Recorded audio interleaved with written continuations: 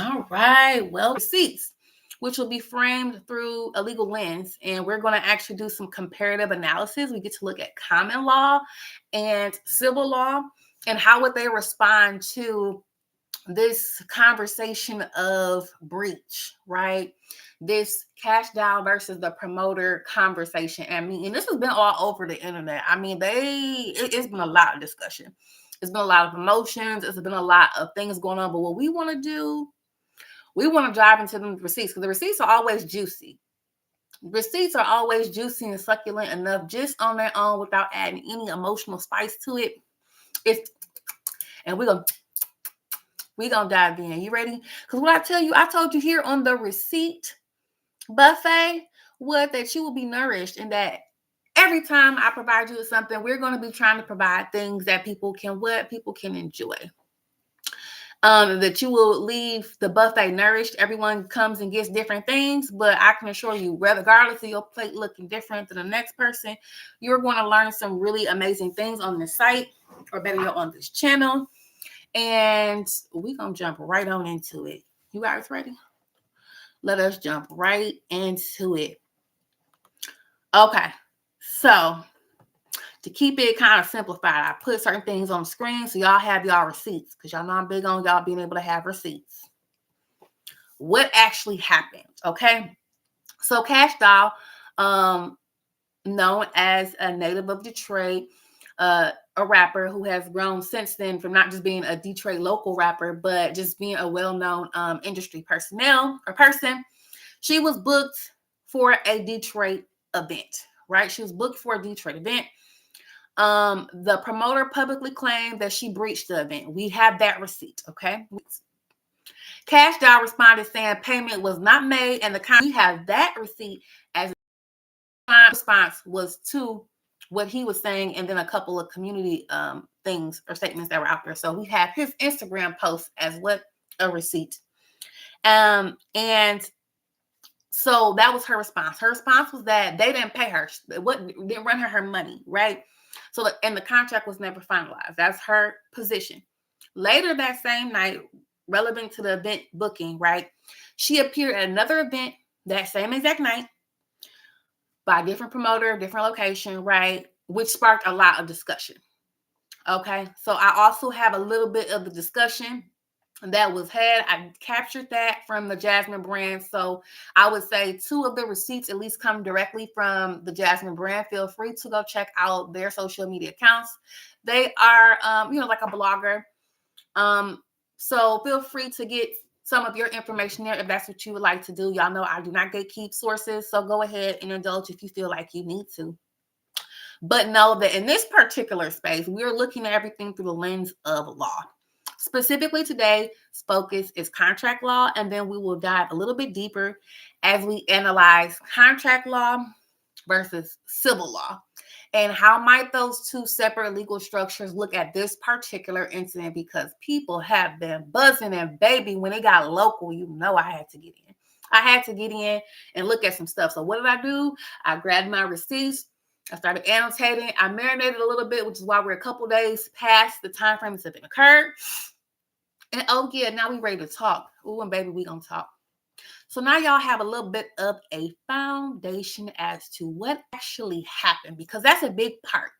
What happened, right? That she wasn't paid. And she said, you didn't even actually have like an agreement, right? She said, better yet, they had an agreement, but it wasn't finalized, so you don't technically have an agreement. And then she went somewhere else because she's free to do so. That's what's being said. Now let's see what these receipts are saying. This is the actual contract, because before we listen, we talk about contract law, right? So we need to look at the contract. Sounds fair? Well, guess what? The lovely promoter, we pulled this receipt from Jasmine Brand.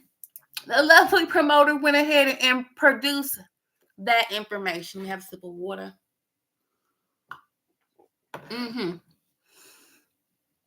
The promoter indicated in this corner right here, don't blame me. Kash Doll broke our contract. I will see her in court. So y'all, they didn't exist. And they like to seek damages. The only way that you can get damages is if you can prove that the other person was at fault. So in this case, he would need to prove that Kash Doll breached the contract. So let's look at this contract. It says November 29, 2025. No Detroit performance before, after the performance. So that's their Instagram. We can see I feel post and 2-story post. Okay, my apologies. That reads 1 feed post and 2-story post. So that was a part of the agreement. It says 11:59 a.m. showtime. Interesting, right? I'm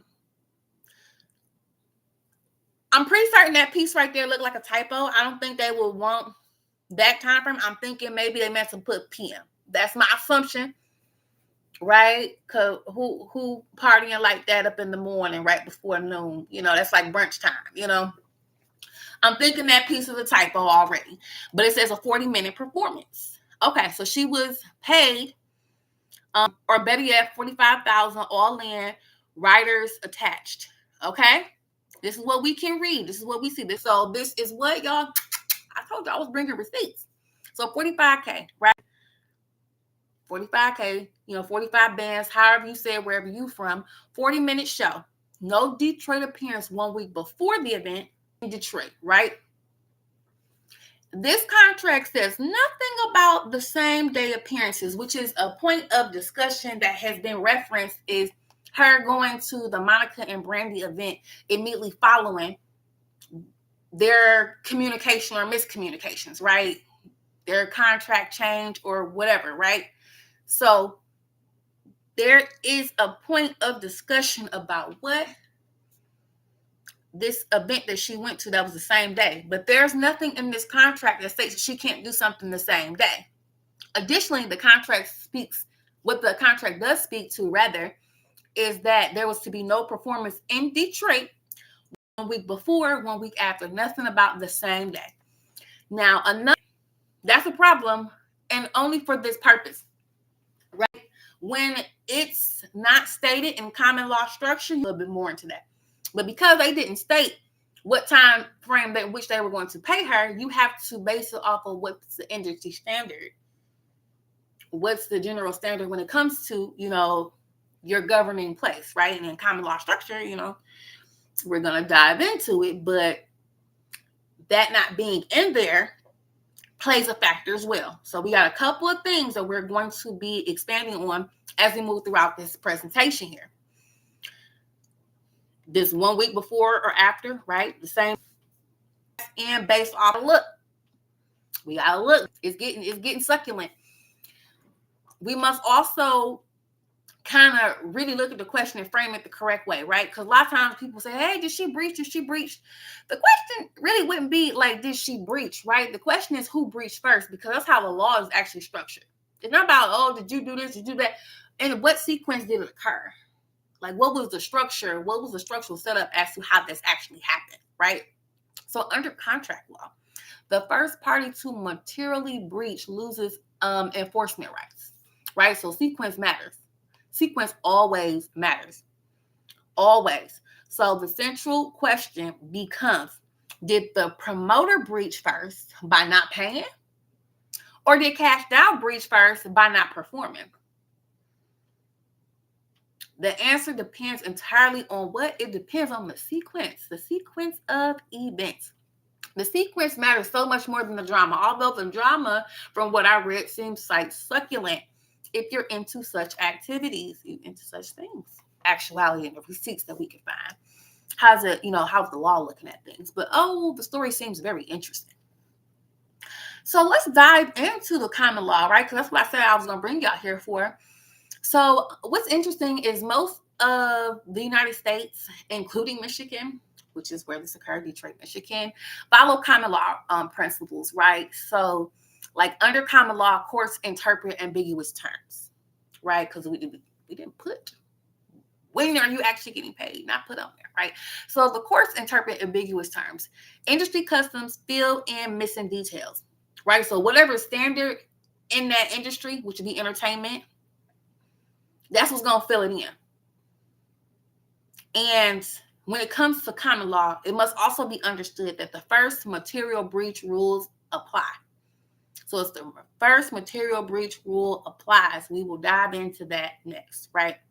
For performers, The standard custom is payment must be made before the performer takes the stage. Now, in my personal experience with this, usually they at least say, okay, with somebody of her caliber, I imagine you got to bring the money up front. But even in situations where people maybe are not as further along in their entertainment business life, right? They would still say you got to give me half the money up front, right? Like a deposit. Some people have deposits.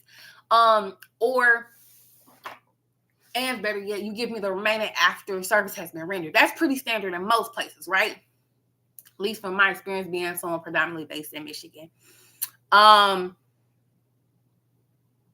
Payment first, service next, right? So the performer in standard situations and standard custom that payment must. We got that foundation. We've already is a failure serious money. A material breach is a failure serious enough to excuse the other side from coming back to that, because later on we'll see there actually was another term that probably could have been wiggled in there that I didn't hear mentioned, but it sounded like it was some wiggle room. We're gonna always stick to what's actually being discussed, but we always gonna, if there's some extra little dibble dabbles, little snacks and what have you, little appetizers we can play with, we're gonna do it for the sake of discussion, right? Because this is civic literacy. This is kind of just breaking down laws and rules that we lived in and lived with through. So and it's helpful when we can look at current events and kind of look how does it line up. So with the material breach, right? We're going to do an example. So if payment is expected before performance and it doesn't happen, that is a material breach by the promoter, right? So if it's expected, that's your anticipation. You're going to rent me my money, then I'm going to go ahead and do the show. And it doesn't happen, that's considered a material breach, because why is a failure serious enough to excuse the other side from performing? Okay. So once that a breach occurs, you have to keep them to engage in, said performance.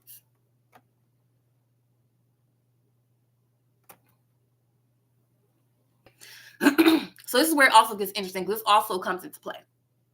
Payment before the performance. Just basically putting it like that. In many entertainment contracts, payment is a condition precedent, right? This must be done before action is carried out, meaning the obligation to perform only activates after payment is made. After you run me my money.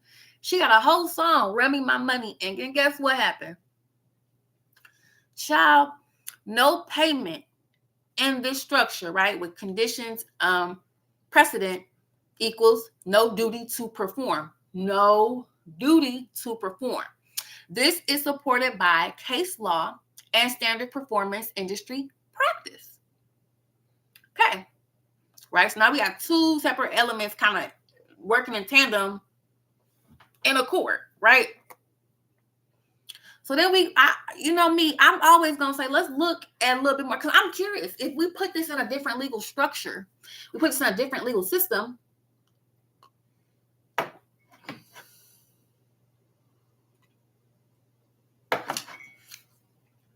if we put this in a different legal system, right, would the outcome change? Right? Would the outcome change? Now, both of these, in my understanding, are two Detroit natives, so the rules would still apply. But nevertheless, even if they weren't Detroit natives, we know they're specifically based in Michigan, the rules still apply. But I am curious. I'm curious. Let's think, like, if we kind of say, let's look at civil law, like what they got going on. Would it work? Okay. So we're gonna dive in, because that's where this really gets law and state situation, right? Because even in civil law systems like Quebec, right? We can go Canada or parts of Europe. Mutual obligation must follow an order, right? The creditor performs first, right? That means the promoter must fulfill their obligation before the performer's duty kicks in, right? So if I want something from you, I got to run you your money. And then I'm like, okay, yeah, go ahead and run me that. Give me the performance. Give me the presentation, the service, the whatever. Render the service after I produce what? The money. Money first, service after. So across both law structures that we're discussing, both common law and civil law traditions, the sequence stays the same, irregardless, which is very interesting to me. The bottom line is that it triggers that process, right? And the sequence matters. But once again, I just want to dive in a little bit more, right? Louisiana. They have a little bit of that civil law flavor, and that's when obligations are reciprocal. The paying party must perform first. Framework still brings us back to the payment triggers, the action, right? So the payment has to trigger the service. I don't expect you to do something for me if I haven't compensated you for what the thing I want you to do, right? So if I want you to perform for me, what you're going to do? You have to run me my money. So this is the promoter's own words, right? So this came from Jasmine B, the promoter's own words. Now she don't lie to talk about I had a problem paying her friend when they all got paid. That's the only way they would get out the van, and they was only there for like 10 minutes. So that was the only way they would get out the van. They was only there for 10 minutes. So she didn't just skip out, right? Because when we pull up on her, right? She didn't even show up as the impression that was given. But this is proven that she was actually on site and that she was requesting to be paid. She waited to be paid. So promoters says payment wasn't ready because you got money wasn't prepared. You don't have permit, right? That's essentially him acknowledging that he hadn't made the payment. By the time she got to her car and was waiting in the car, she had not been paid. This confirms the condition precedent wasn't met quite a bit. It wasn't met, which legally means her performance duty has not yet begun. Why? Because she wasn't paid. So it didn't initiate her getting to perform. Why? Because you ain't run her what? You didn't run her money. And for those who are not like the Detroit area, just run me my money is just a very common saying for bring me, pay me my money. Pay me what is owed. But yes, I know I have viewers that are not US bound. So just as a point of reference, it's very typical statement in Michigan. So that's why I keep referring back to it, because also the artist that we are referencing, Kash Doll, has a whole song where she talked about that in great length. So just to add that clarification out there. Speaking of Kash Doll, right? Instagram live.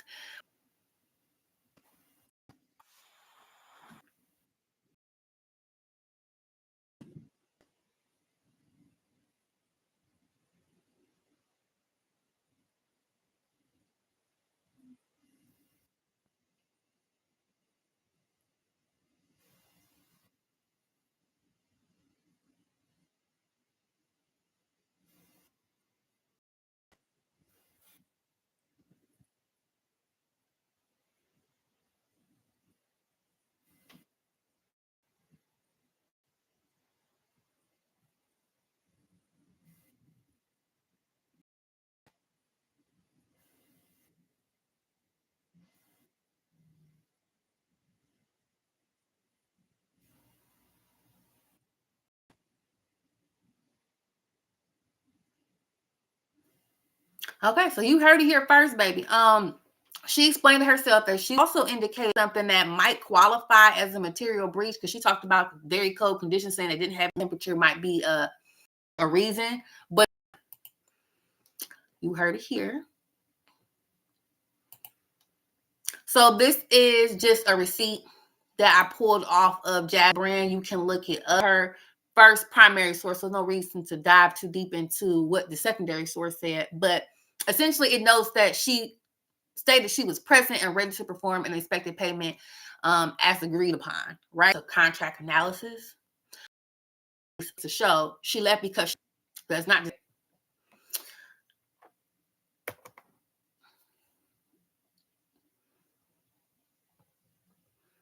So this is one of those pieces where it talked about the overall impact of like how people in the community were responding to things. I'm gonna go back just one. Where this person said, I like Kash Doll, but it seems like in discussion, the action that she actually took, there's no actual contract because it wasn't finalized according to her language, right? Other versions of looking at that receipt, we are a video, so we don't need to dive back in that, but we just kind of jump back to elements, which is if payment wasn't, and we see applied the legal doctrines, kind of that paying party performs first, right? The person who's paying is the one who performs first. The Louisiana follows the same rule, right? The promoter admitted payment wasn't made on their own post. Kash Doll statement asserts readiness. So she was ready to go. She said she needed to be paid. The first material breach would be non-payment. And once a promoter breaches first, the performer is excused. Once a promoter breaches first, the performer is what? Excused. And with that being said, y'all,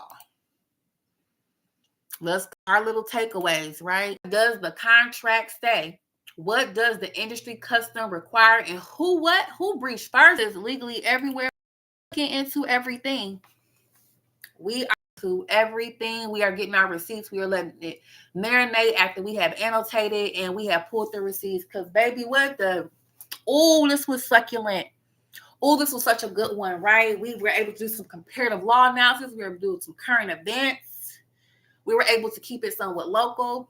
Oh, this was such a fun treat. I can't wait for the next opportunity for us to dive into some legal matters, to offer some civil literacy, to just dump and dive in. This was such a treat. If you enjoyed this, feel free to jump onto the channels that I have here. We have what I call playlists, which I call stations. Feel free to jump into any of those 13 stations that are currently available to figure out, what your spice is, what you like, and look in the shorts because I have lots of fun samplers there. Once again, this is Legally Everywhere, where we are what? Legally Everywhere. And thank you. Until next time, enjoy the receipts because they were what? Oh, we eating over here and they were good. It was so good. See you next time.